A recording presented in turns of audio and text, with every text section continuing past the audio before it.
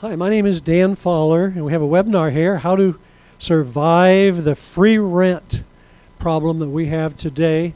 And we have some announcements to make to you that free rent is going to have even more meaning for many tenants out there because of new laws that have just recently been passed last night.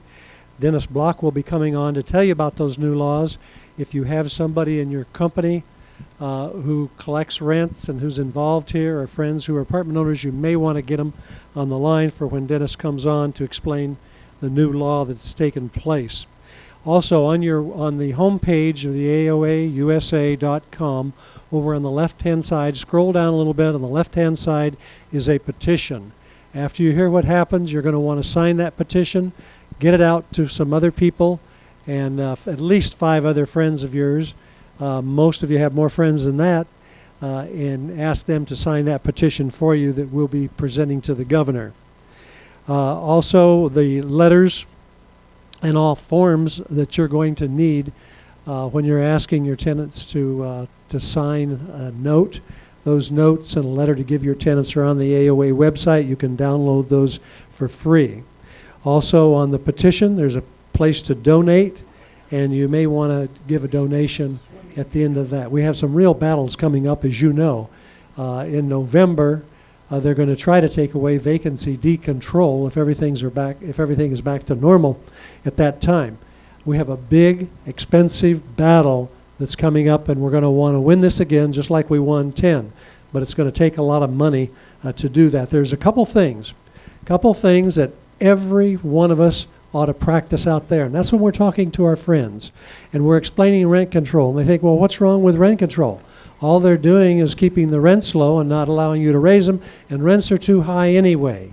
Well, actually, we'd like to get a new term in here and not call it rent control, but call it tenant welfare, because that's what it is. You're saying, what do you mean? It's tenant welfare. Your friend will say to you, who is not an apartment owner, you say, well, you have an apartment, a tenant. He's paying $1,000 a month. And the apartment is worth, it's a one-bedroom apartment, it's worth $1,500 a month. How much money of welfare is that tenant receiving? He is receiving $1,500 item each month, and he's only paying $1,000. That $500 is the amount of welfare that tenant is receiving. And the problem here, it's not coming from society as welfare normally comes from. It's coming from one owner. If that one owner owns 10 units, that he's providing welfare for 10 families. Not fair, folks, and you want to express that to the politicians. You want to send your letters to the governor, to your local mayor in your city, and tell them about that. Tell them it's tenant welfare. They need to pay for it. Society needs to pay for a welfare out of that. Another reason, we have a housing crisis. Why do we have a housing crisis? Well, because the politicians have been draining money out of the housing industry for the last 40 years here in California. You say, well, how do they drain money out of it? Well, housing providers do one thing. They provide housing. And after they provide housing, they provide more housing. However, if you take the money away from them, they are not going to provide more housing. Tenants are consumers. They consume housing. The politicians give rent control. They're giving that money to the tenant. They consume it, which is what you expect of them, but it takes it out of the hands of housing providers and builders. As a result of that, you have less housing. It's kind of a duh thing. If you can't figure it out, you don't know why we have a housing crisis. It's because money has been drained out. And the laws that we're passing and the laws that was passed last night, the rules that were passed last night, are going to drive the builders out of this state. And this housing crisis is going to be even worse than it was going to be. If the politicians think it was bad before, it's going to be worse after passing all these laws and taking away our property rights. Again, I want to encourage you to sign that petition. Go on the website, sign the petition. We're going to come out with a petition number 2 here in the next couple of weeks. So when you get a second petition, be sure to sign that and get everybody to sign it. Basically, on that petition, we're going to be asking the government to give the tenants rental vouchers, so that they'll be able to pay their rent. and it'll be paid by society, by the government. Those vouchers could be a grant, or they could be a loan to the tenant. That's up to the city councils, that's up to the governor, what he wants to do. But we're asking the governor to support the tenants, give them a voucher so they can pay their rent, so they won't be eventually evicted for not paying rent, and they'll feel a lot better, and they can use that money coming from the federal government to buy food, put it on the table for their kids, and the rent will be paid, and the worries will be much less at that time. One other thing, tell the politicians, don't think we're so gullible. If you don't allow us to evict a tenant for not paying rent, they're not going to pay the rent. And when they don't pay this month's rent, there is no way in 12 months they're going to be able to pay for 2 months or to start making payments. Sure. They spent the rent. I live for free. I'm going to live another month free. The money's gone. I didn't have any money at that time. I don't have any money now, and they're going to move on. So what you're doing with your no eviction laws is you're asking individual apartment owners to give free rent to a very large percent of the tenant population. We have here, first off, this morning, we're going to cover, before we get into the new laws that were passed, we're going to cover the new loan program, the SBA loan program. And we have a special speaker with us this morning to cover that for you. He's a senior vice president of commercial real estate lending with the Bank of California. He's had over 25 years of experience in commercial real estate banking, where he's built and supported high-performance teams. Most recently, he was executive director at J.P. Morgan and Chase, and over his 25-year career, 24 years with Chase, and several other companies, he focused on commercial real estate and multifamily lending. It's a real privilege and pleasure to introduce you today to Mr. John McLean. John, would you like to come up here? Sure. And tell us about how I can get a SBA loan. How can I get some money to make up for all this rent I'm going to lose as a result of tenants not paying? Well, we have some good news. Again, John McLean with Bank of California. I'm happy to be here and to provide some updates on the apartment market as a whole, as well as the new SBA CARES Act. It's only about 3 weeks ago. You had super low treasury rates. All of the banks were competing to give you their lowest rates. Borrowers were shopping all over. Then the virus, lockdowns, the stock market turmoil, and now most banks have either stopped altogether or significantly tightened up their credit. We watched many banks bump up their rates by at least 1%, so definitely it's a tough environment. Although Bank of California has tightened up our credit standards and there's a lot more focus on liquidity, we are doing new loans, cash out refinances, purchase transactions, and we still have very competitive rates. We're actually really busy these days with a lot of the banks that are out of the market. So we're seeing a lot of activity and we're busy with all of that. Talking about the SBA programs, the new SBA CARES Act was signed into law on March 27th.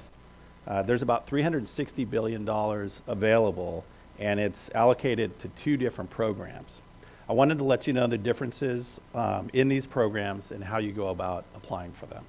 The first program is the Economic Injury Disaster Loan Program. It's a mouthful.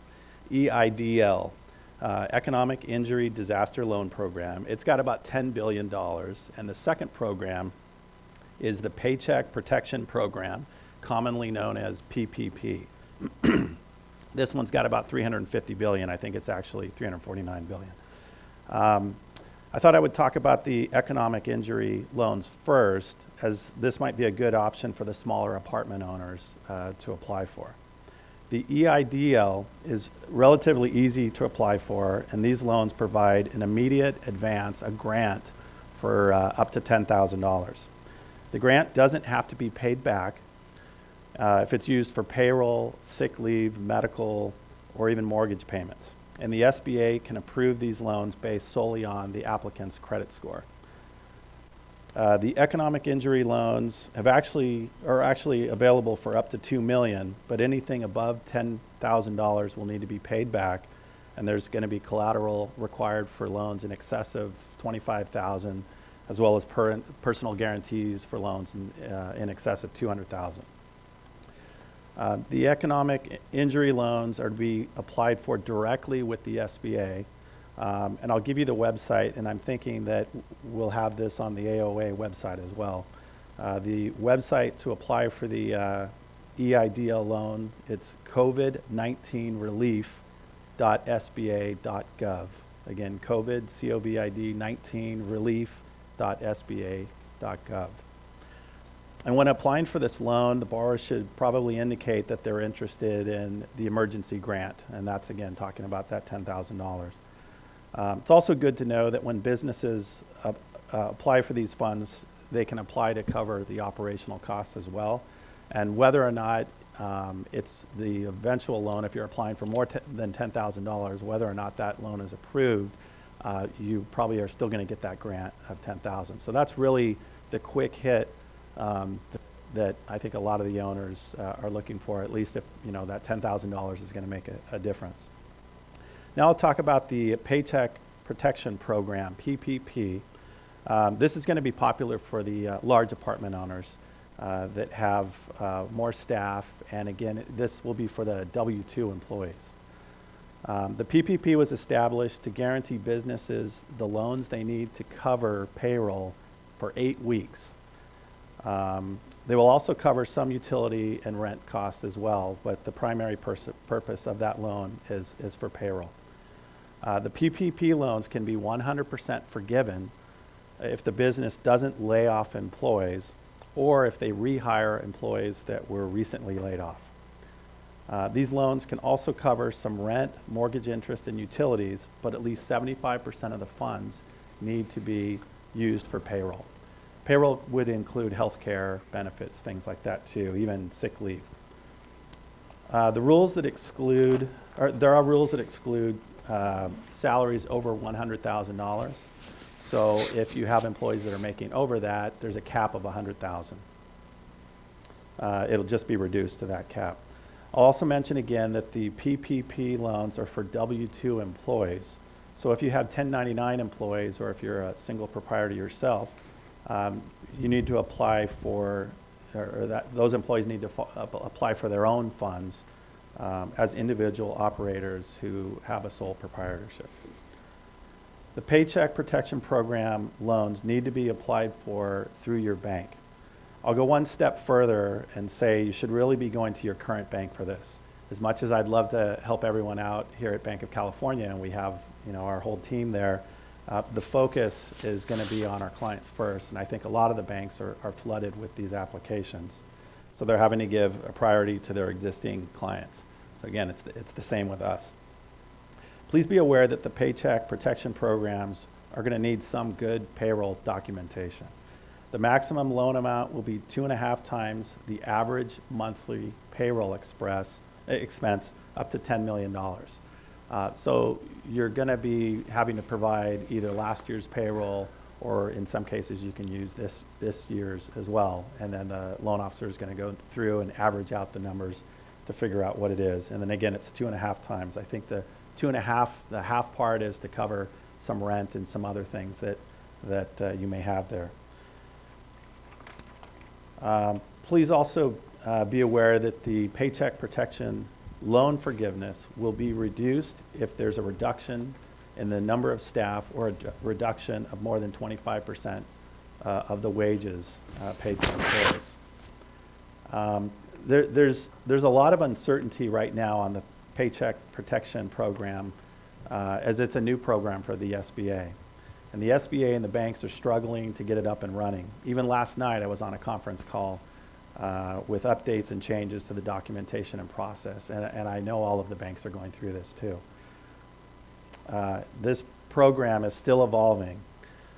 Something to keep in mind is if anything is not forgiven on a PPP loan, if some of the funds were used for non-approved expenses or for above that cap of the 75%, it'll have a low interest rate of 1%, and the payments would be deferred for 6 months but due in 2 years. So it's a short-term loan that's set up, and I'm sure the banks will be doing their best to make sure all of their clients are filling out the applications correctly, the bank's getting the right documentation, because we want you to qualify for everything and not, we don't want a 1% loan sitting out there at the end of the day on our end either. So we want to make sure everything you apply for is going to be approved and that all of this is going to be more grant money rather than a loan.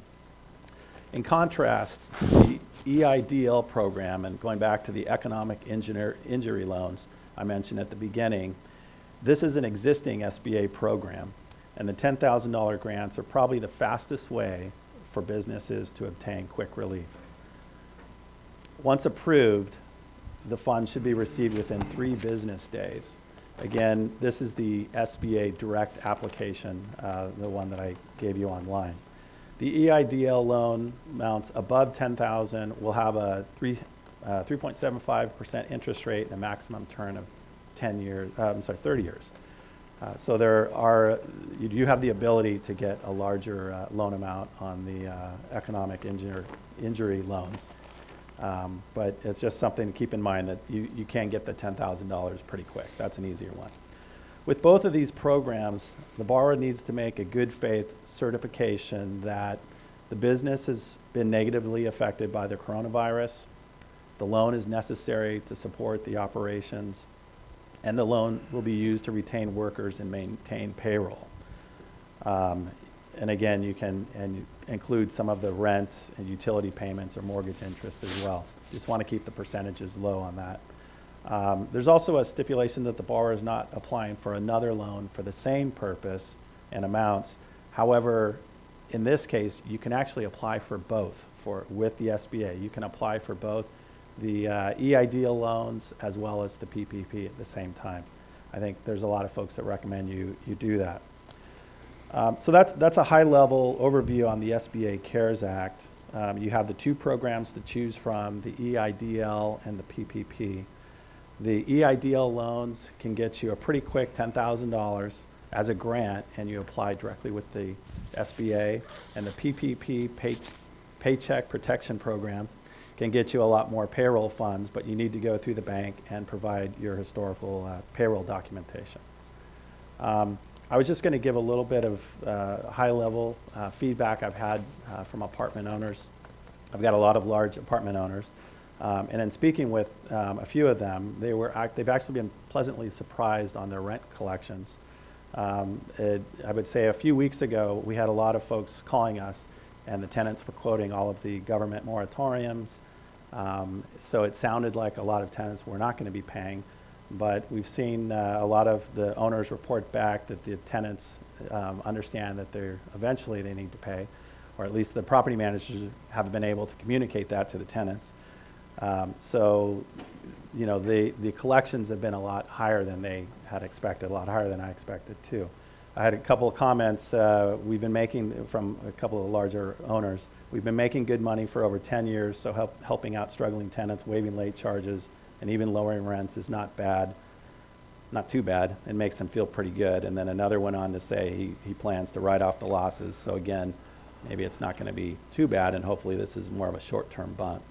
And we do feel that this is more of a short-term, I think more the V-type economic impact, that it's a quick downturn. If you go back to 2009 and 10, that was a slowdown and kind of a slow up. The apartments came back pretty quick, but this is a very quick downward movement, you know, with so many people out of a job. But we do think that once we get through these lockdowns, that it's probably going to come back pretty quick. Keep in mind too that there's not enough housing in California, as Dan was saying. So again, everything should bounce back pretty quick. The commercial market, on the other hand, is probably going to take a little bit longer to recover. To give you just a couple of things on the lending environment, although it's a lot tougher to get apartment loans, you know, again, we're still doing them. There's a few banks that are still doing them. We're doing cash out refinances. And the way we're getting around the current tenant payment issues is to hold back some funds from the cash out proceeds. So a lot of times if we're doing a $500,000 cash out refinance, we're going to hold maybe 6 or 12 months payments. And that's how we were able to get our credit folks comfortable with making a brand new loan, giving cash out when we don't totally know what those rent collections are going to be. Our folks were comfortable with that, with the payment holdback. And actually, it gives the borrower the ability to focus on their collections, on their property, and not have to worry about making their payments, for the 6 or 12 months. Although the SBA loans are either direct or through your existing bank, I'm happy to provide a quote, obviously, on a standard apartment loan or a purchase transaction. Once we're done working with our existing clients and getting their applications through for the PPP program, we will be able to assist other folks. So it's just a priority right now, is that I think pretty much all of the banks are going to be focusing on their existing clients, and that's why I recommend you go to your existing banker at this point. I think the AOA will have maybe my contact information, or you can always go to Bank of Cal if you have any questions on what we're doing. And we spell bank with a C, B-A-N-C, so I have to point that out. That was about all I had. I don't know if you had any questions. I'll mention one thing, that again, the 1099 employees, the contract employees, the real estate brokers, all of those folks, they can apply for these SBA loans on Friday, April 10th. That's kind of the second wave. The first one was the businesses. The second one is for the 1099 employees. So it's, or not employees, but contract workers. So that's a different setup on those. Most real estate brokers are independent contractors. Correct. What kind of a loan can they get as an individual? It's the same. So they're able to apply for both, for the EIDL loans and the PPP loans. They would be applying for themselves, and again, when they're on that setup, like whether they're working for a big real estate firm, but if they're a 1099 employee, they're not a W-2, Friday, April 10th is the day that they're able to start applying. Not that you can't start filling out the forms, call your banker, talk with all of them now. So every real estate salesman out there in the state of California, because we're talking about California, yep, could get $10,000 and have it forgiven right off the bat. Correct. And yes. so these people should be applying they for should that be applying. loan. Really, everyone with a business. Now, keep in mind, there's $10 billion, and the grant's $10,000. So you can do the math. There's it's not infinite. I think there's a good chance, though, that we're going to have a round 2. Hopefully not a round 3. Hopefully we don't need it. All of this money is, again, it's our taxpayer money. So we're hoping that folks are doing it, for the right reasons and all. But yeah, you're right that these independent contractors can apply for both. And did I hear you say that loan would go up to $2 million? So the EIDL loans, again, it's an existing program. They didn't really have economic as one of the injury. It was more of a disaster loan. But these loans are available up to $2 million. And it's, I think it was like the 375 rate with a 30-year term. So this is an existing program. The PPP, which is really what I think a lot of folks are focusing on right now, are the bigger businesses. That's a new program, and that's why everyone's kind of struggling with it, because we're trying to implement it, and the SBA is trying to implement it too. So questions come up. They come back with, you have a question, you ask the SBA, and then a little while later, the SBA comes out with another guidance because of some of those questions. So it's a little bit on the fly. Does the apartment owner, if he's he has no employees, he's a smaller owner, he manages his own building, to get that $10,000 forgiven, does it have to be spent a certain way? Well, it's supposed to be, it's geared towards payroll. So yes, we definitely. No, we're talking about not PP. No, both of them. Both of them. There's payroll for themselves. It's also for business operation expense as well. So they are able to apply for the grant, the $10,000 grant. And again, they're showing, here was my income. Here's my income today. I'm not selling properties, or I'm not leasing properties. We're talking about the apartment owner now. Right. We're talking about the owner. Okay, I was just saying. He has a 10-unit building, let's say. Right.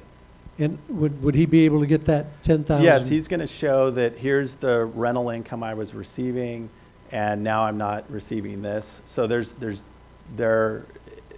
what it's set up for. Is if your income is lower, you wouldn't do so much the Paycheck protection one. So That's you not could gonna go by work. your rents. You would do your, If you had a couple of tenants that were not paying, then you could say that you could Correct. put those in. Yes, you Over can what put that in. period of time? So these loans are kind of set. Not the period of the loan. What period of time would No, I the know. loss They're, have to be they're there? set up to monitor or to track, I think, the middle of February to about the end of June. Now, that could change depending on how long the lockdowns are out there. So there is a time frame on this that it is set up. However, depending on the economy and what happens, this could extend into a longer time period. The But- utilities would go into this smaller loan also to Correct. go against that. Correct. So the utility bill for the smaller apartment owner could do it. Correct. I've got a question here that came in. How do you calculate the payroll costs? So there's, okay, so if we're going to the PPP one, or you do need to provide your payroll. So anyone that's, and again, there's two swim lanes here. You have the disaster loan, the EIDL loan, and you have the PPP. If you're doing the PPP program for the payroll, you are going to have to provide your banker with, I think pretty much they want last year's payroll, and they're going to look at those numbers. If you don't, there's actually an ability that if you weren't in business a year before, you can go, the bankers can go back to a shorter time period. So they're going to look at January and February and try to annualize and average that. So your tax return would probably show that? Yes, but we're talking about yes, your tax return will show some of that, but really, if you're talking about the payroll, you're going to need to provide these payroll reports. It's going to show healthcare and some other things. Keep in mind, there's provisions where if somebody's getting more than $100,000 a year salary, if you've got staff in that case, you need to lower that amount. So the bankers are going to need to see your payroll to be able to do this. And it's not just for the bank. Again, it's for the borrower too. We don't want to set up something that all of a sudden turns out you've got more money than you should have, and now there's a loan and it's not all forgiven. So it's in both parties' best interest to make sure that we get that right in the beginning. Now, the amount that on the payroll, if you paid the Social Security and you paid these other benefits, that counts? That's included, yes. That's going to count. So if you buy hospitalization on that payroll? Health, yes. Health insurance is also in there. So Correct. that's all included in it. It's pretty amazing. Okay, can you go over basically again on the rehiring of an employee that has been laid off, or if you reduce an employment during this period of time? So there's a couple different provisions, and the different websites, or really the SBA gets into it a little bit more. But if the purpose of the loan is to cover payroll, if you have reduced staff already and you've had to let some folks go, you can bring them back on and pay them and show that as your payroll going forward, and you can apply for the loan to cover that. So that's really the purpose of the loan. I mean, both of these is really trying to keep people getting their paycheck, and really that's our tenants, paying us back on that. So yeah, it's set up for that, and then so you can rehire folks, as well as the other concern was if you were to furlough people and maybe the payroll starts to go down, if it's reduced by more than 25%, you're, I guess, in jeopardy of some of that loan not being forgiven. So you really want to be careful. Again, it goes back to on the PPP plan, protection plan, paycheck protection plan, you really want to work with your banker, and that's maybe in some ways why these loans are taking a little bit more time. There's a lot of detail that you need to go through and get it right. I think in some ways, I think even on our end, maybe we're looking at these and saying, let's bring the number down a little bit in case we're kind of missing something, so that we don't end up with portions of loans that are not being forgiven, and maybe that's something that's going to be a little more of an audit type thing. So there's different ways to look at that, but yeah, you definitely want to try to keep everything as consistent as it was in previous months, or from last year, if you're able to show that. So an owner that has several buildings with a manager in each building, they may, on this PPI thing, might be able to go for several millions of dollars. Definitely if their payroll is that high, they can't. And again, we're talking about the forgiven part. And that would all be forgiven. Correct. In other words, the government's going to write them a check for, say, $1 million, and if they have the employees, that kind of a payroll, then they write it off. Correct. And I think most of these people would be looking at that as a refund on all the taxes that they paid before, rather than looking at it as just a simple gift. Correct. On it. It's pretty amazing. I mean, I would encourage everyone, at least on the EIDL loans, that's something that, if you have a business, you're the sole proprietor, you've got a small apartment, shop, you own a few units or a few buildings, that's definitely one to look at. The payment or the Paycheck Protection program, it's a lot more detailed, but for all our large apartment owners, it's definitely something that they should be working with their banker. And again, you can apply for both. Now, if they want this loan, they should go to where they've been doing business rather than come to you. That's what you're telling us. Isn't that terrible to say that? As much as I want everyone to come to me, definitely give me a call or send an email for a standard apartment, purchase or refi, or commercial property too. But in this case, we're recommending you go to your banker. Pretty much all the banks are saying we've got to take care of our clients first. These numbers, although they're big, 350 and 10 billion, they're not that big. So these numbers are going to run out. It is behooving on people to move, quickly with these, and keep in mind that all your bankers are overwhelmed. So everyone's trying to do what's best. A lot of the banks will either have applications online, or you can be filling them out, and you're probably going to have to do a little bit more work yourself to help your bankers so that they don't have to spend as much time going through it. If you're doing the payment protection program or the Paycheck Protection program, definitely need to get your payroll there. You want to identify employees that are over 100,000. You should probably do some of the math there. Cap those salaries at 100 so that you can figure out the right numbers. So the banker is basically doing a check of what you've provided, and then they're able to submit it in. Now, you were out of business yesterday for about 4 hours on SBA loans. They were shut down. I don't think no, on our they end, weren't shut down. I didn't really know. The system's backed up, definitely. But I would say no, we're not out of business. We're reviewing paperwork. We're trying to get everything submitted. So the most important advice might be get it in today. Get in it, yes. And if you don't get it in, were they going to run out of money or what? They're probably going to run out of money. Those $10,000 grants, again, you can do the math on that. It's probably going to go pretty quick. I think there's a fair chance to assume there'll be a second round of this. And even on the payment or the Paycheck Protection program, there's a fair chance there'll be a second round of this too. And the second round, probably everyone will be a little more prepared and have a little quicker process. But it's worth your time to work on this. Give your banker a call. Your bankers should be trying to reach out too anyways. I know I've been reaching out to a lot of clients, although at the same time, very busy with the incoming calls and requests. John, we want to thank you very much for being here today and telling us about the loans and what we can get. And goodness, it's free money. It's free money. They should apply for it. Don't let your pride get in the way. Apply for it no matter what, whether you need it or not. As soon as possible, yes. They're going to give it away. And again, it's kind of a refund on all the taxes that us older guys have paid over our lifetime. Over all these years, yes. Okay, thank you very much for being here today. Thank you. I won't shake hands, right? Appreciate it. We will not shake hands.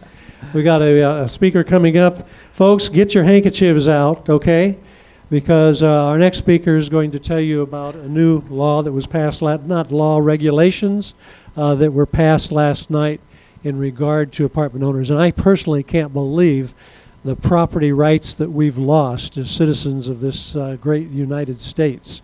And there's going to be a lot of lawsuits that are going to follow later on because of the property rights that have been taken away from us, the income. They've taken our property without paying for it, basically, and they've given it away. And they've purchased votes with it. The politicians have, and that's exactly what they're doing. There's one politician, in fact, up in Sacramento, who wants to lower all rents by 25%. That's just one of the things that they're trying to do. The tenant unions, here's an announcement here. The tenant unions are forming. They want to go against us also. They want your property, folks. That's what they're after. And they've taken a good part of it already through the rent control and these other eviction laws. It's a real privilege to introduce our next speaker. He's going to tell you about what's going on in the industry. And most of you are familiar with our speaker. He's with one of the top eviction firms in the country. I think maybe this regulation may have put a little bit of that out of business. There, as far as evictions, it's a real privilege to introduce to you Mr. Dennis Block. Dennis, it's all yours.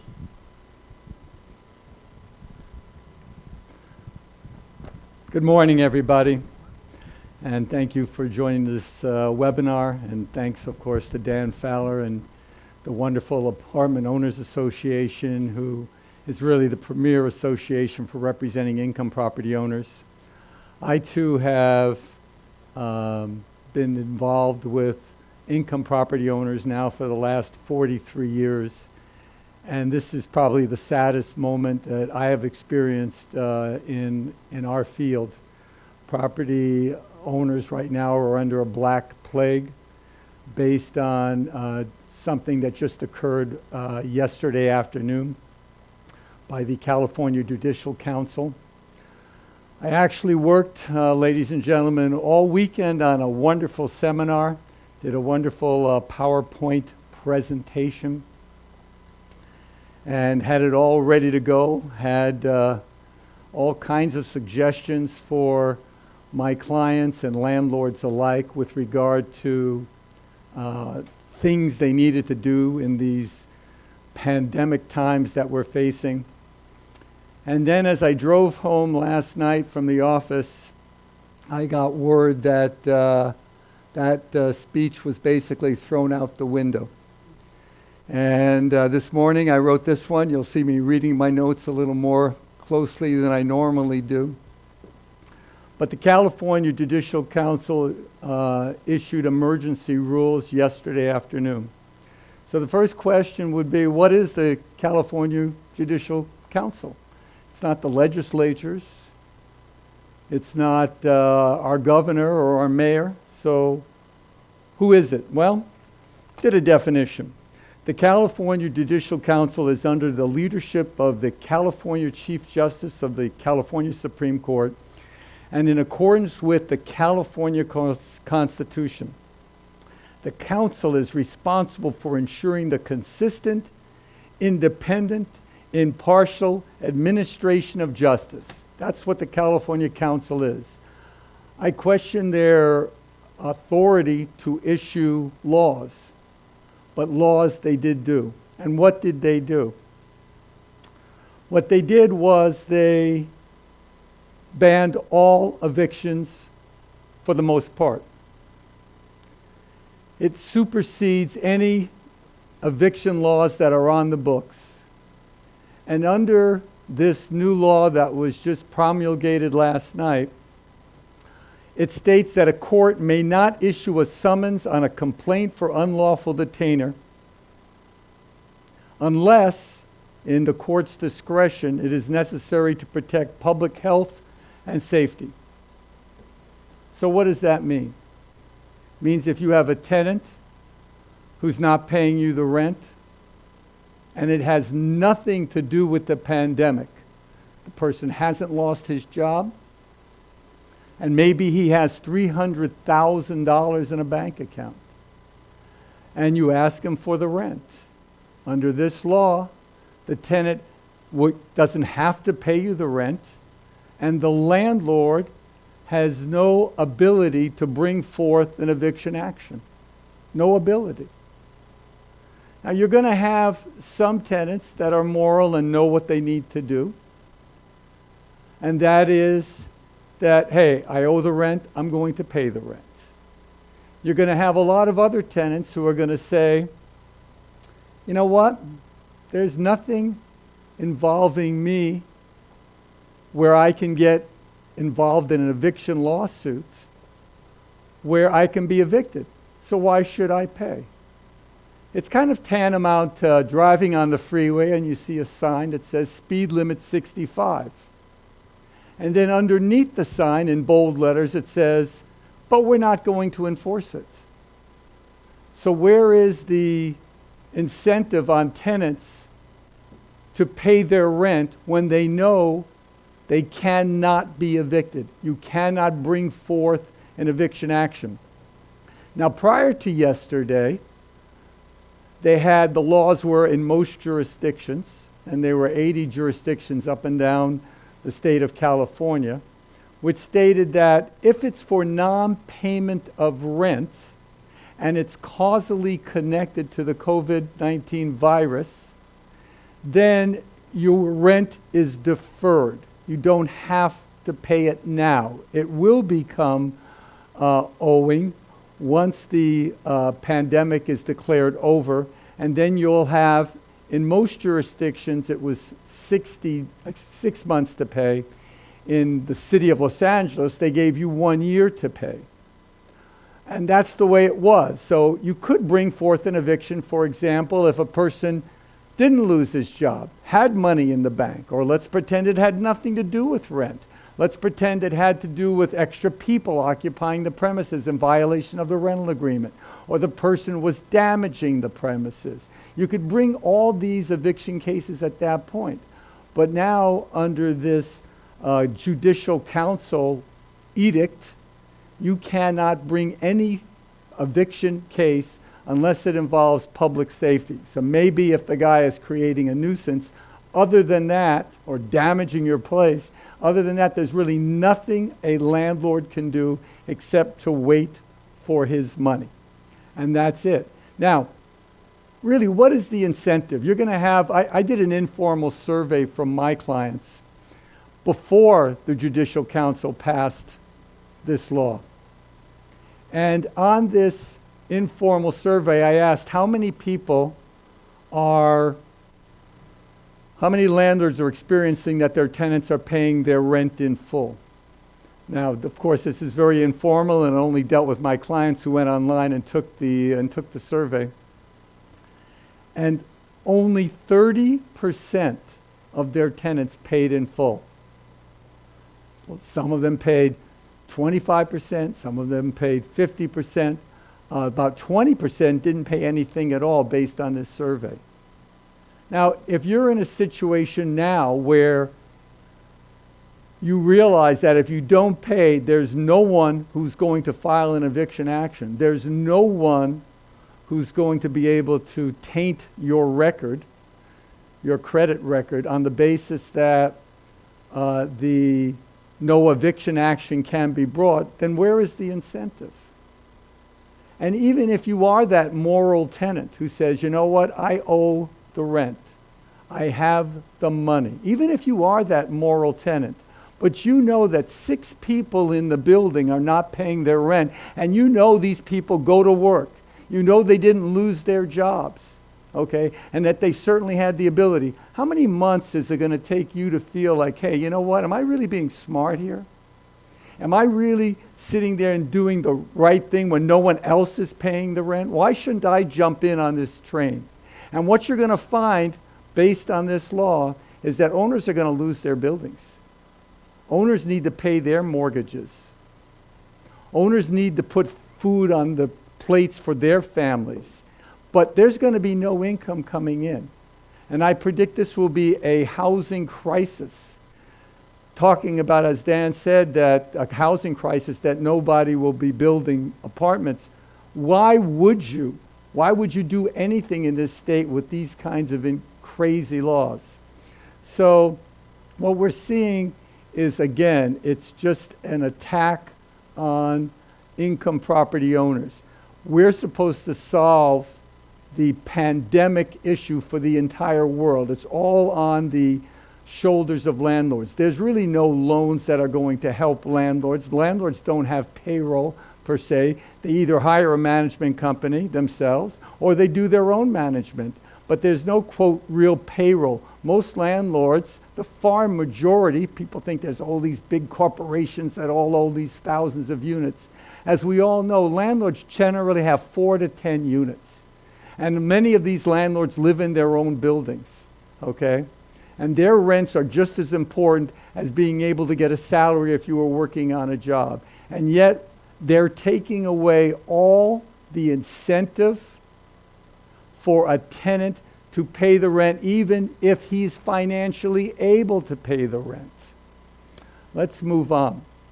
I can't file an eviction unless it's based on public safety.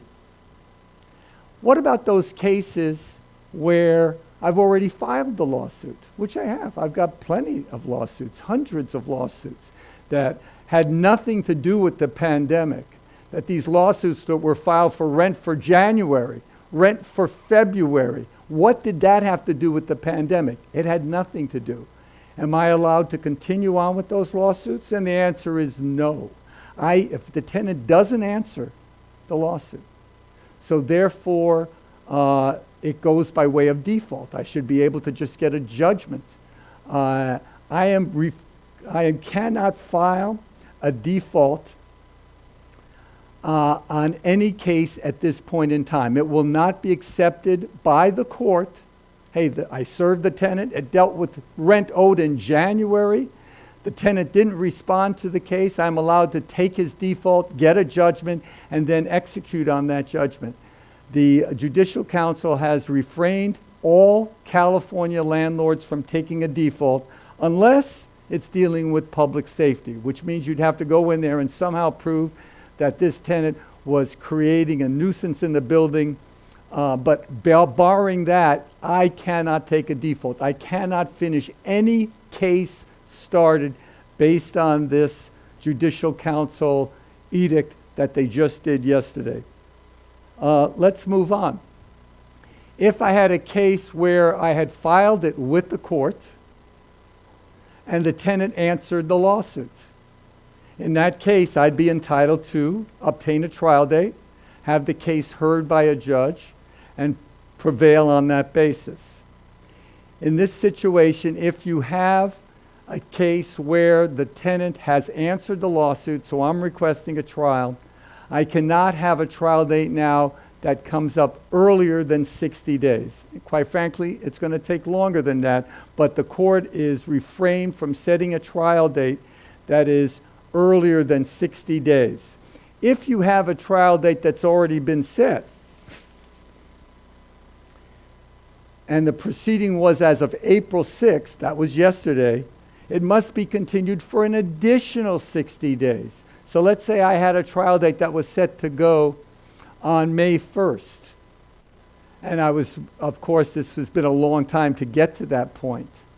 Based on the Judicial Council's ruling yesterday, it's an additional 60 days. An additional 60 days. Now, this pandemic will not last forever.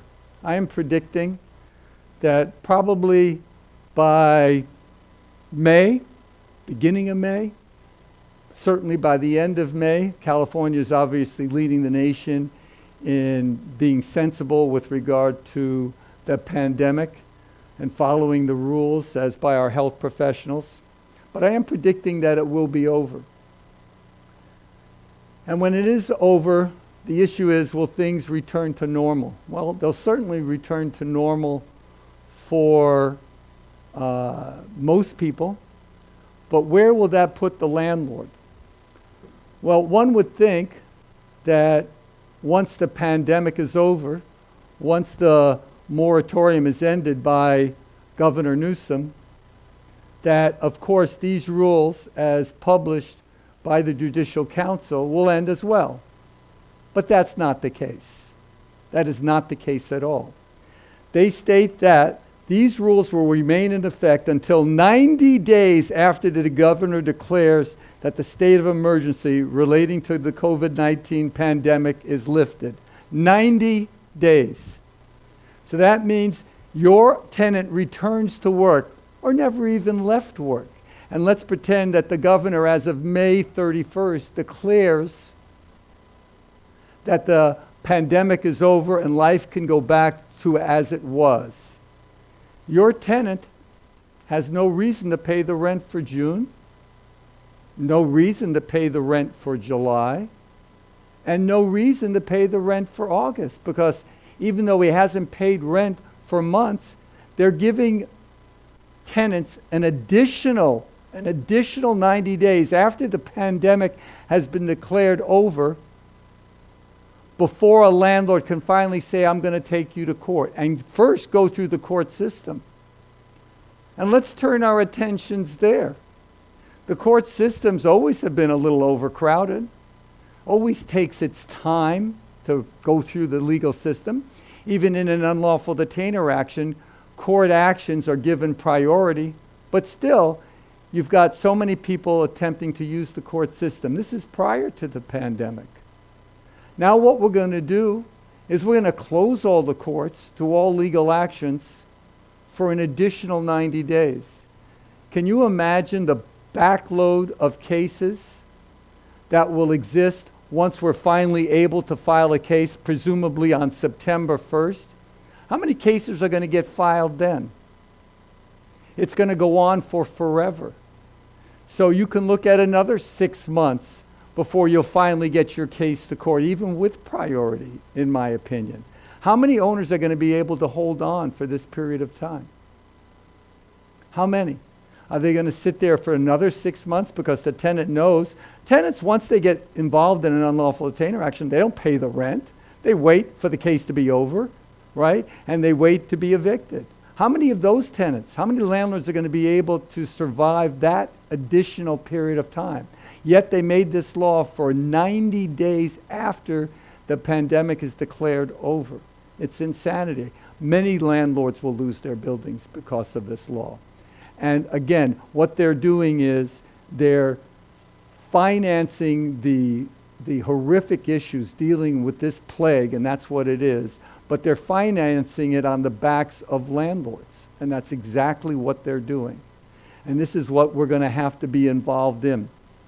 90 days after the pandemic is considered closed. So what can you do? And the answer is, I don't really know what you can do. I know we have a lot of people calling our office, and if you do have questions at our office, I have a toll-free number, 1-800-77-EVICT. My suggestion would be to start a dialogue with your tenants. And that is probably the best thing that you can do, to counsel your tenants and tell them the following, that this is not going to be rent forgiveness during this time period. This is at best rent deferments. You should enter into a rent deferment contract with the tenant, but in this dialogue. Okay, I know you've lost your job. Let's make it so that you'll pay half the rent for this period of time and the other half the rent at a different period of time, or monthly rent payments to make it easier for the tenants. But you need to have this dialogue with the tenant. But the tenant has to understand that this is not a free rent period. That the rent will become owed, that there will be a reckoning day. And that's the discussion that you need to have with your tenants. There's other things that you can do to put pressure on tenants, specifically those tenants that really can pay the rent and are just trying to use this as a way of getting out of their lawful obligations. Nothing prevents landlords from filing small claims court lawsuits for the rent right now. And our firm can assist you with that. Once again, 1-800-77-EVICT. We can assist in filing small claims court. That does not evict the tenant, but it does get a judgment against the tenant. For landlords with higher rents, we can actually file civil lawsuits for non-payment of rent, which we're discussing with our clients at this point in time.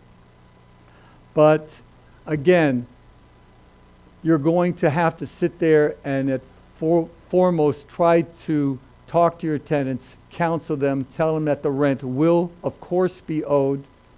There is no rent forgiveness, and try to have a rent deferment agreement with them or an understanding that they will pay you. But again, for our governmental officials who create this, they're creating havoc for all income property owners in the state of California, where I don't see people who have mortgages, have debt to support, that they're not going to be able to support that debt. So I wish everybody good luck. If you have questions, feel free to call us. But really, we're in a situation now where our government is failing us. Our government is taking away our rule of law. Our country is based on rules of law, and our country is taking away the rule of law. You cannot have a situation where you're telling people, well, here's the rule, but there's no enforcement. That's what happened yesterday by our Judicial Council. Thank you. Dennis, we had some questions that have come in. One of them that just came in over the email, the sheriff stopped doing eviction services 3 days before lockout. Why was this not grandfathered in? Well, the sheriff, prior to even this Judicial Council ruling, which was just yesterday, had their own rules and just stopped doing evictions. They wanted to wait for the pandemic to be over. So, for example, we have so many cases where we obtain judgments. We got something called a writ of possession. It's at the sheriff's office. The sheriff's office had even served a 5-day notice to vacate, but they have now halted all evictions. We're waiting for them to start up again. I'm not sure when they will. I'm hoping that they will start up in May. All those evictions that are in the pike where I already have judgments. Some of these judgments are where the tenants went to court and we entered into a stipulated agreement.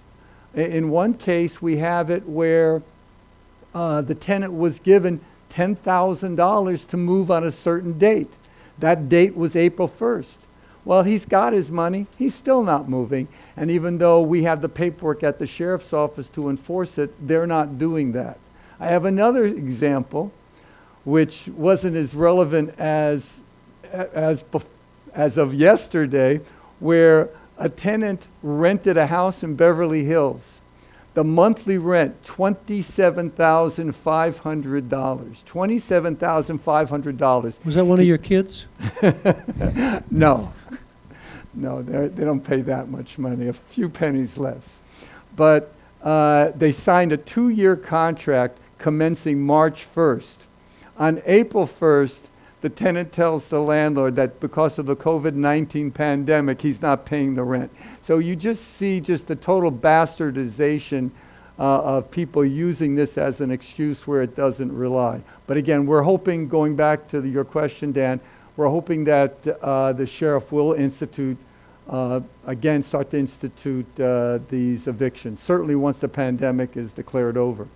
The case of the tenant being given the $10,000, how do you normally advise that $10,000 transfer and when? Well, in this particular case, the way the settlement went down was that he needed this money to move, so it was given at the initiation of the settlement agreement, the stipulation for judgment. He then had another 30 days to vacate the premises, and that was supposed to be as of March 31st, April 1st. He hasn't moved, and the sheriff won't do the eviction, and he's got, of course, the landlord's money. Is there some way where that could have been avoided, possibly? Money being paid only after he handed over the keys and was moved out? In this particular case, there were many issues involved that made the case a little bit more difficult to actually win. So it was a reasonable settlement that as long as they're signing a stipulated judgment, there's nothing on this God's earth that would have stopped the sheriff, in my mind, when this deal was entered into. I don't think anybody could have planned what this plague, which has hit the world, and thought about the consequences of that. I mean, I've been involved with cases now for 43 years. I probably have done over 200,000 eviction cases. If I've entered into a stipulation for judgment where money was given beforehand, quite frankly, we're going to enforce that, and there's nothing that could come in the way until now. Okay, question. I don't know how this is related, but it came in. How do we handle repair requests? Well, nothing stops anything else. So notwithstanding the fact that a tenant is not paying the rent legitimately because, hey, he works as a waiter in a restaurant and he doesn't have a job now. I mean, we all have compassion. or he has money and he just doesn't want to pay. The law specifically states that the landlord has to make the repairs, even with no income coming in. It's actually a great question, Dan, because what are landlords supposed to do? How are they going to take care of an expensive repair when there's no income coming in? Can he be cited by building and safety? Of course he can, because there's no forgiveness. It's only everything is going to be on the backs of landlords. What about showing vacancies at this time? What if the tenant doesn't want to let you in because he's afraid he'll get the virus? That's true. And I think Mayor Garcetti in the Los Angeles area here prevents, as part of their rules, say you can't show units anymore if it's occupied. Just like you can't show houses anymore. I believe that's what the law is due to the pandemic. So again, you can't go in there and inspect a tenant's unit unless it's an emergency.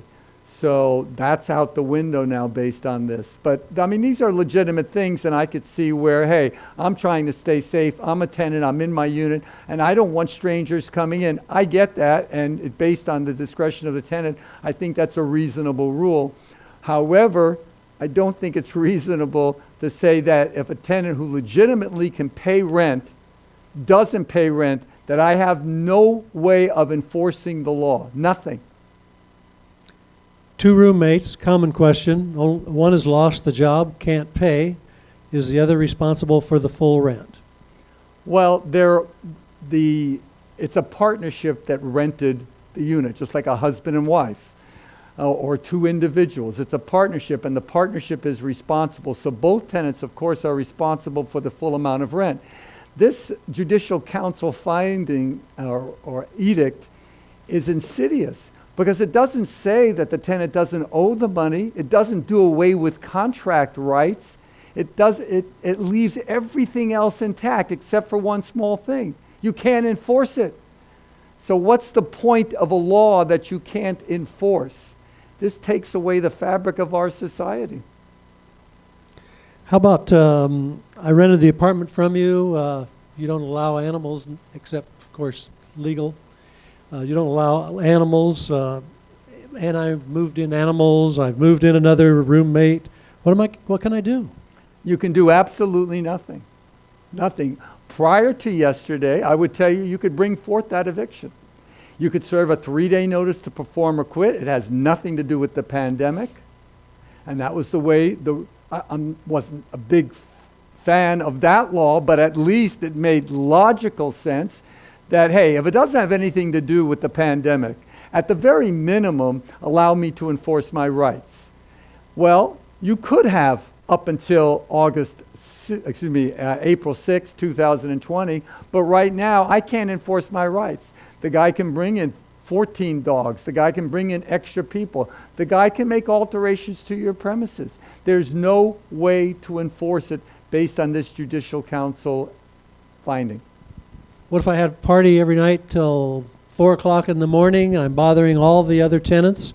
Is there any way possible to get me out? Well, the one thing that they did state is that you can bring forth an unlawful detainer if it's based on health and safety. So in other words, you are allowed to bring forth a nuisance eviction.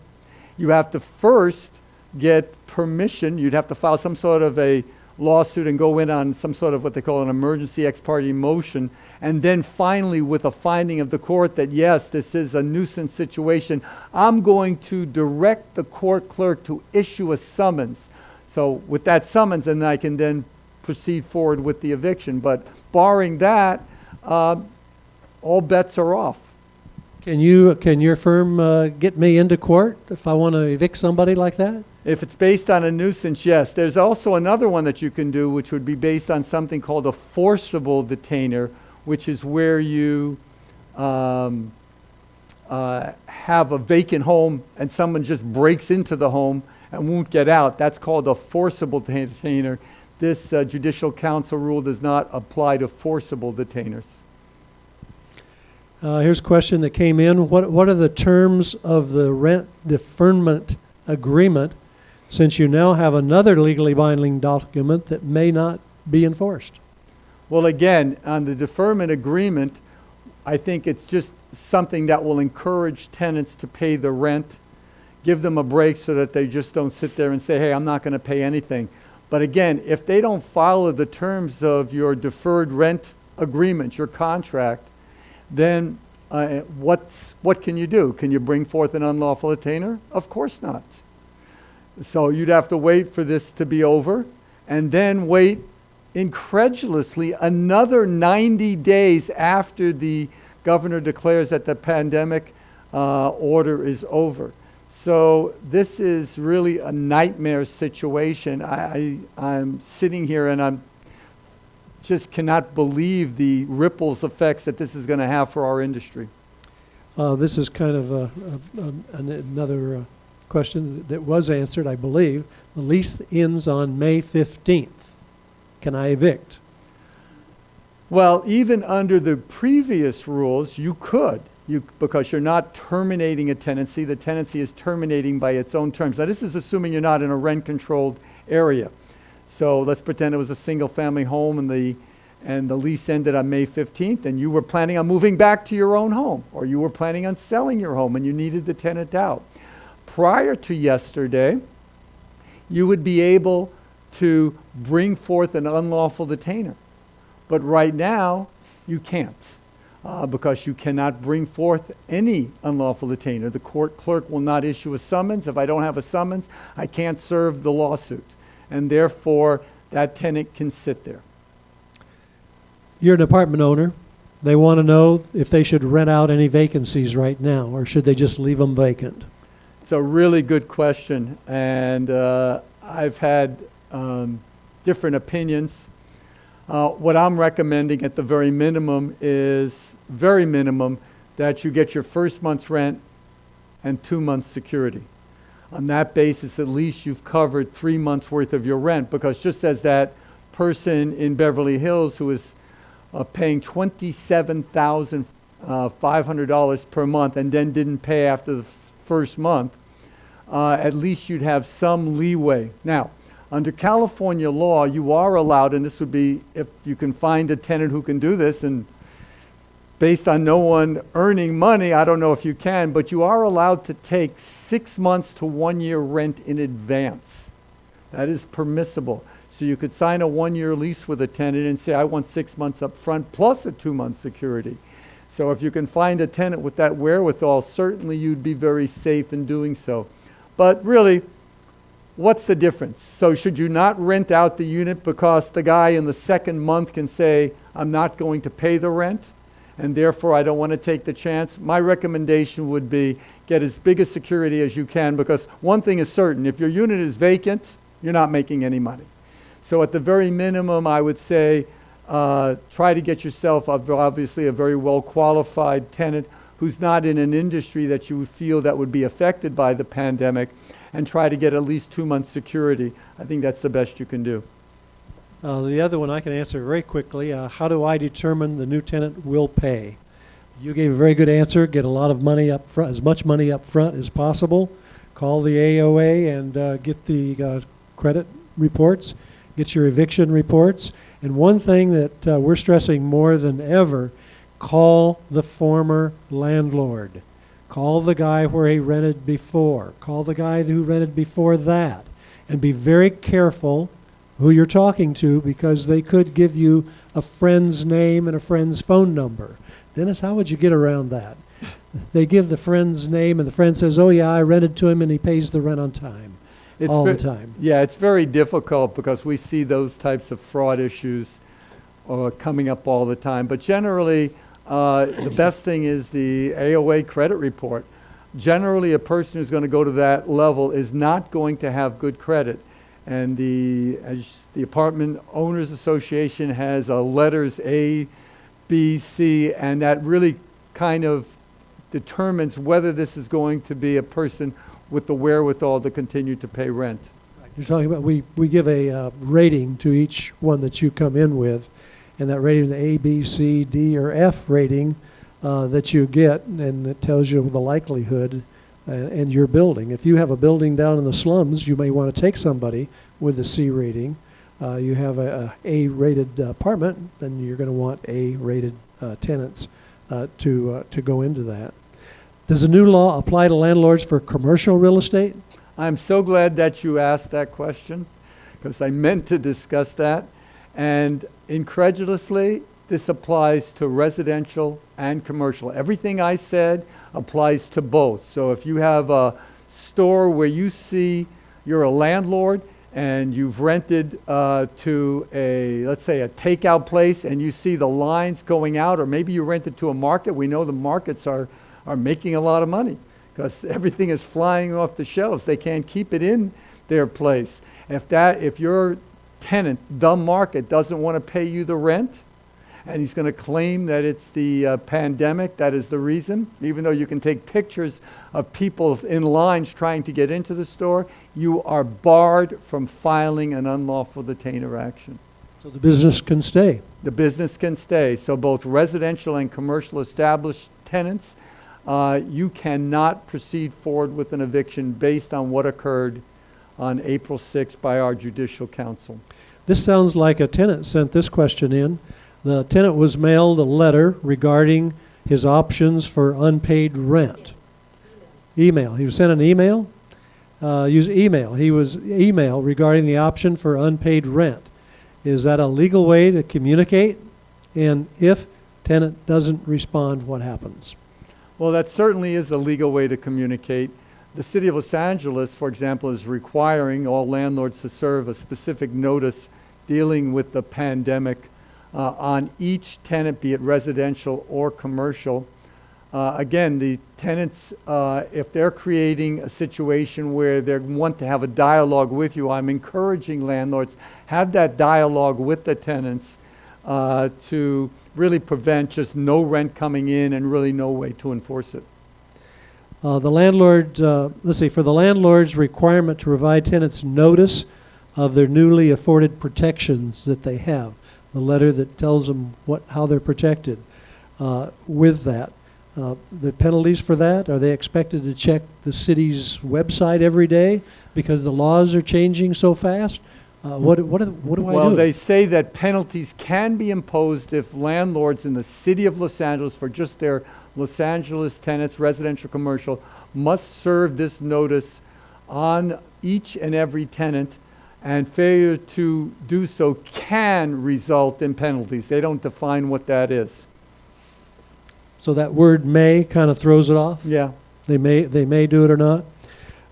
If so, they're suggesting the tenant can refuse to agree to a payment, withhold the April and possibly May rent for 12 months, pay all the other months, rent on time, and then on the last day of the 12th month, pay the landlord the back due rent for April and May. That is what the law is written to state.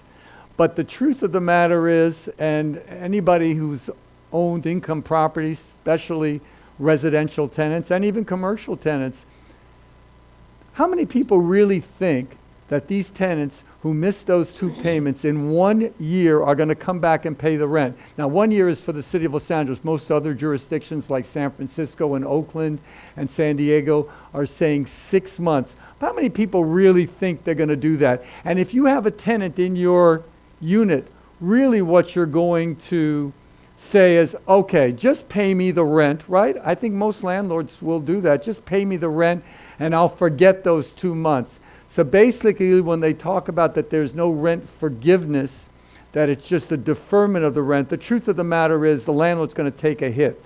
And this hit is going to be for at least a couple of months' rent for their entire building, and potentially much longer.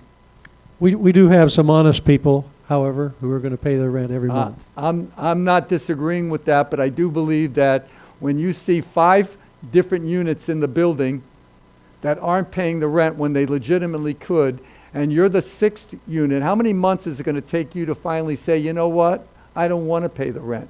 You're going to see some of that. There's only so much, that's going to give in that type of a situation.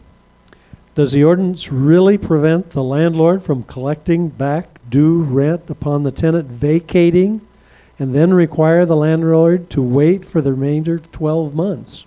That is correct. So what's going to happen is a tenant who didn't pay the rents And again, 12 months is only for Los Angeles. Every other jurisdiction has been 6 months. You can see how Los Angeles favors tenants more than everybody else. But so let's pretend you have a tenant. He didn't pay the April's rent, May's rent, and he moves out of June. Well, if the pandemic is declared over as of June 1st and the tenant moves away, you'd have to wait 1 year, June 1st, 2021, to then first ask that tenant for the money. Where is that tenant?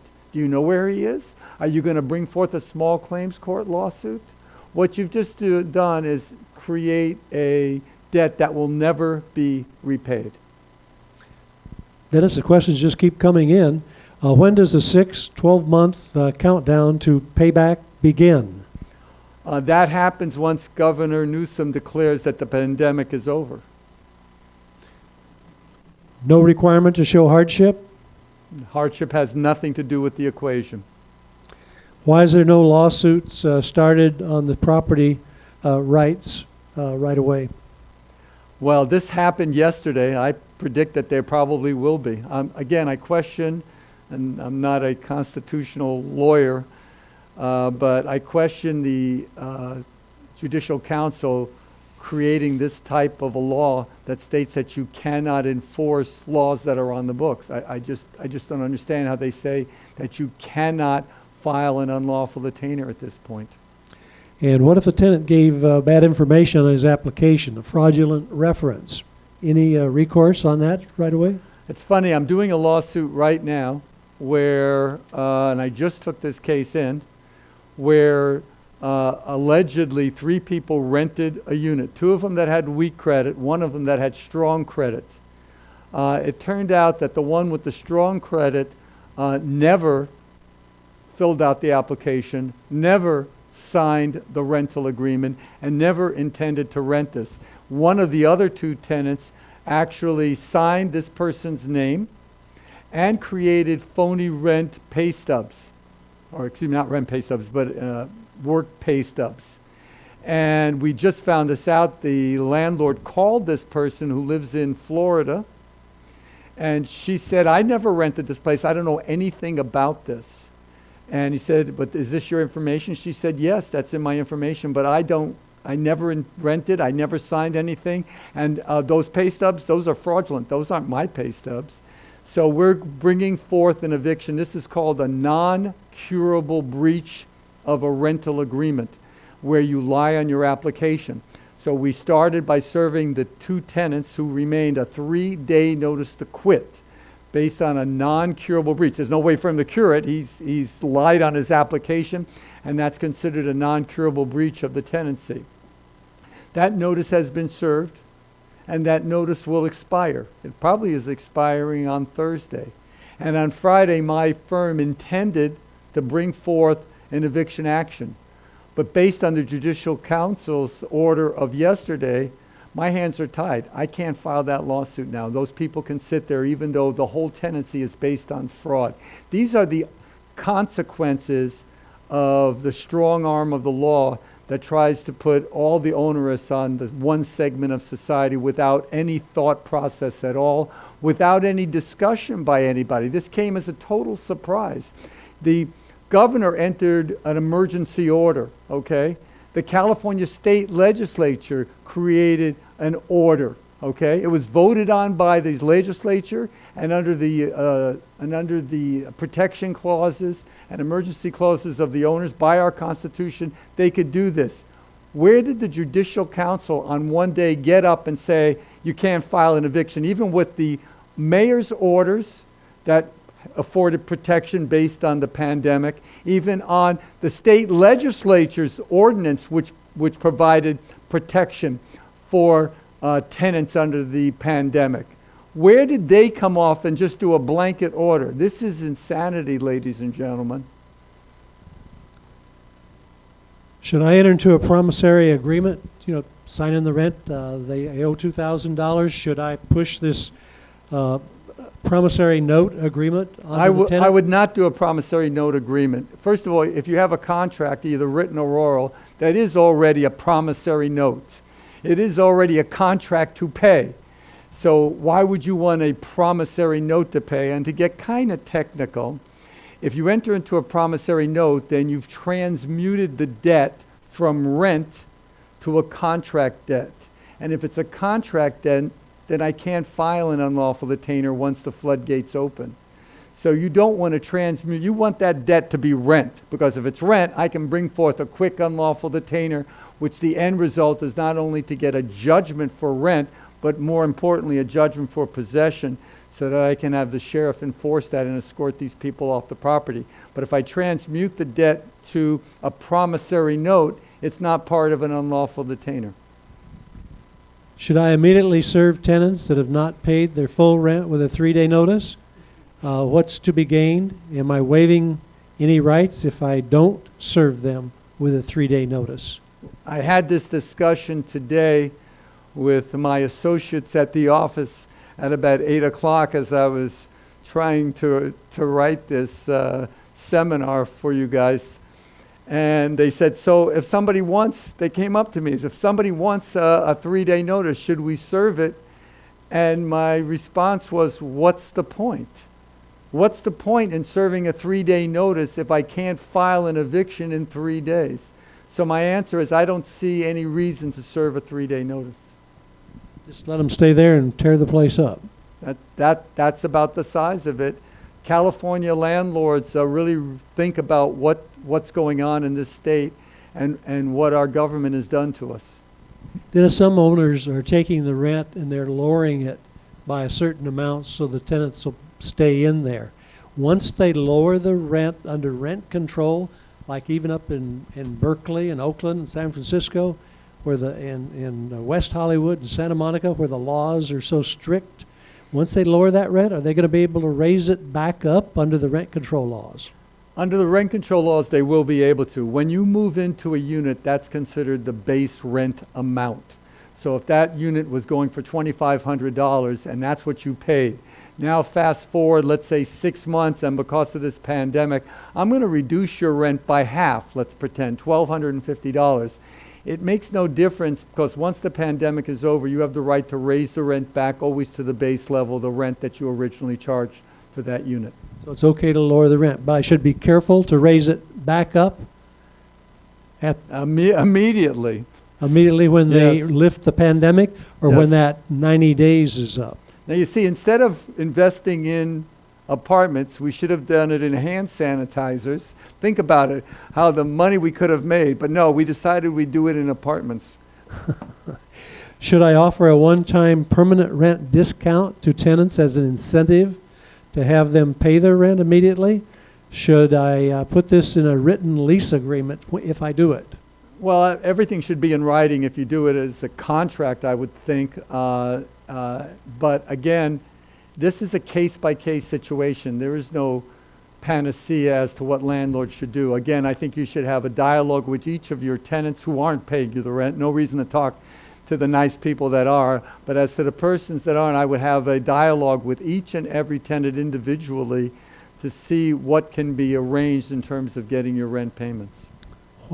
Boy, this is a tough guy here. What are the penalties for locking a tenant out without a court order or turning off the utilities?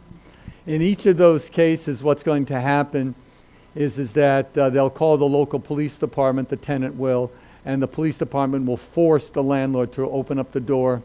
And of course, the tenant at that point could sue the landlord for wrongful eviction. You'd be involved in a lawsuit. There's no percentages in that. There's laws on the books that state that if you turn off utilities, somewhat of an indirect method of trying to evict the tenant, that you can be liable for penalties up to $250 per day. No, landlords have to stay within the law, notwithstanding the fact that our politicians are going outside the law to harm our industry. No lockout, no turning off utilities, no harassing to get them out of the building. That's right. Nothing except just sit there and wait for your rent, and that's exactly what you're going to have to do, wait for your rent. What if an Airbnb decides to use the pandemic not to pay rent? Oh, tell me about that. I already have a case where a guy has rented out a house. These people moved in, refused to move out, And this was way before the pandemic started, and they've used every delay tactic they can to remain in possession of the premises and basically destroyed this remodeled house. So again, if you can't use the eviction process, you have no other remedy. You can sue them on a breach of contract, and that might have some effect. But again, if these people don't care about their credit and they don't have anything, it's basically useless to do anything. So all you're going to do is sit there and allow someone to stay in your home. I think you already answered this one. Should we still serve 3-day notices to tenants who haven't paid the rent? You basically said that won't do any good to do it. I don't see any point in doing that. Now, some areas restrict even sending the 3-day notice. I don't know what area that is. I think that is Culver City that says that you can be fined $1,000 if you serve a 3-day notice when the person truly has a legitimate reason for not paying the rent, that he lost his job, that he has the virus, or he's caring for a member of the family that has the virus, or his work hours were cut so he doesn't have full pay, and that you can be fined even for doing that. Insanity laws. Can we send tenants to collections? You certainly can, and I think that, and we're trying to formulate a plan at our office now where landlords maybe should be filing small claims court lawsuits. Nothing prevents you from doing that and getting a judgment, and it might have some inhibiting factor on the tenant to do what's right, assuming the tenant can do what's right. Again, it's a case-by-case situation. Truly, if you have a waiter and he's not working, there's really no point in doing that. But for those tenants that are working and just kind of gaming the system, in that situation, I can see bringing forth a regular civil lawsuit. There's also something called an action for ejectment.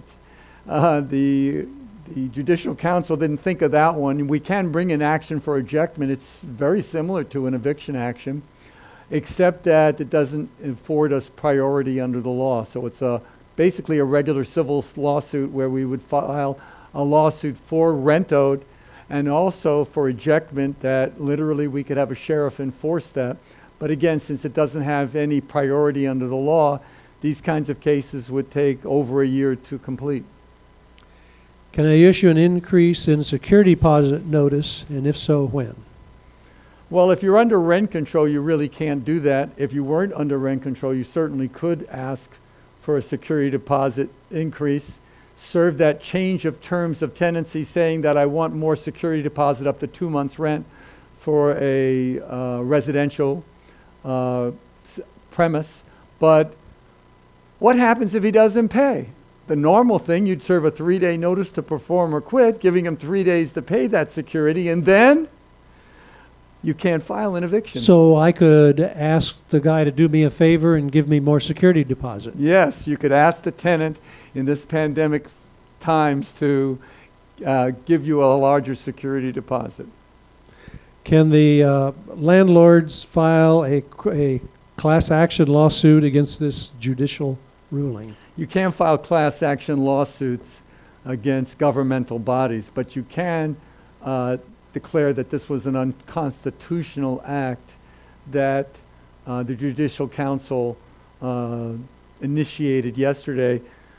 Again, I'm not a constitutional attorney. My guess is anytime you're going to say that this was for the public safety, that these laws were created, that there's a wide range of power under the California Constitution and under any constitution for governmental agencies to create these laws. So it's going to certainly be an uphill battle. And when is this battle going to be over?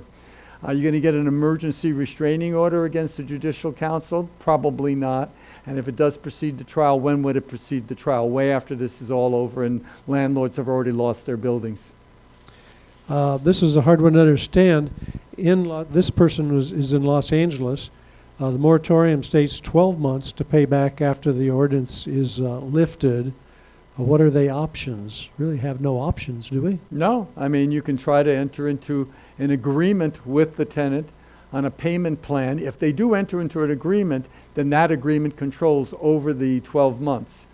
But again, if they don't want to enter into an agreement, they don't have to. And they don't have to show you, even under the old law, they didn't have to show you that I lost my job. You could ask for proof, but they didn't have to show it to you. If they didn't choose to not to show it to you, they could still use it as a defense in an unlawful detainer proceeding. But we've gone beyond that now, because as of yesterday, you can't bring forth an unlawful detainer proceeding. What about landlords that pay all the utilities, but the tenants stop paying rent? Again, they don't care. They don't care. This is only to assist tenants for the pandemic. It's not to assist income property owners, mom and pop owners. Dennis, I think we're going to wrap it up. But Okay. before we wear you out and wear you down, we want to thank you very much for being here, answering the questions. If you have more questions, you can call Dennis's office at That's evict123.com. That's 1-800-77-EVICT, 1-800-77-EVICT, or my website is evict123.com. or you can call into the AOA office, and we have advisors that are on the phones right now, and they'll be able to answer any more questions that you have. Or if I did not answer a question that you think should have been asked, feel free to call either into the AOA to our advisors, property management advisors, or Dennis's office, and he'll be happy to do that. Go to the AOA website, please, right now, for your own protection. If ever you've seen you need protection from the, and you know what, I'm sorry, folks, pardon me, from these animals that are making the laws, taking away your property rights, today is the day. Go to the AOA website. Over at the left-hand side is the petition. Sign that petition and get the numbers up. We're over 30-some thousand signatures now.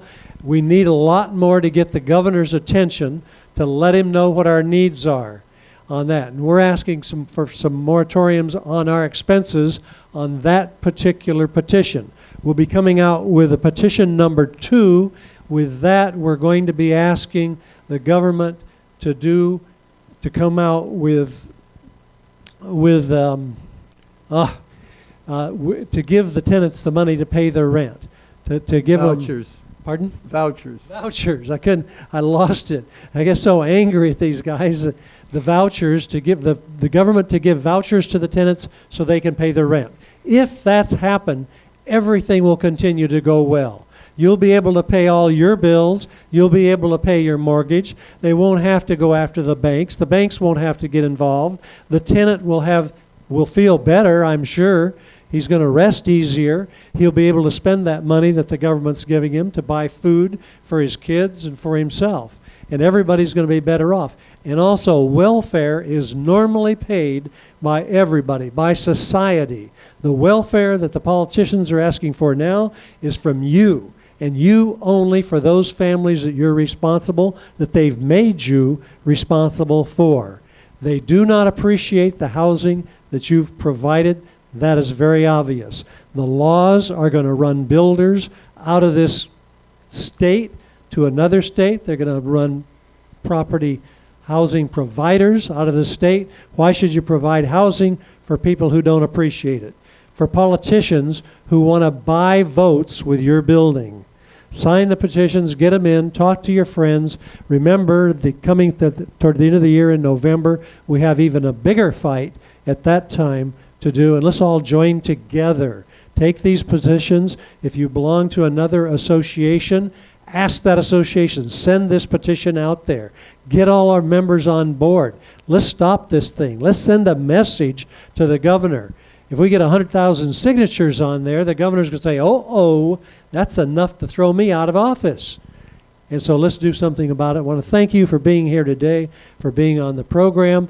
Look forward to more announcements. We will be having more programs like this to bring you up to date. And Dennis, thank you again very much for being here, and thank all of you for being on the line. What is it, Jeff? You want to? Put it online later on. Yes, it will be online on the website. We'll be offering it there in case you want to go over that again. You came in late. You missed the the first part of it and you'd like to catch it, we will be putting it up on the website. Thank you all very much and have a great day.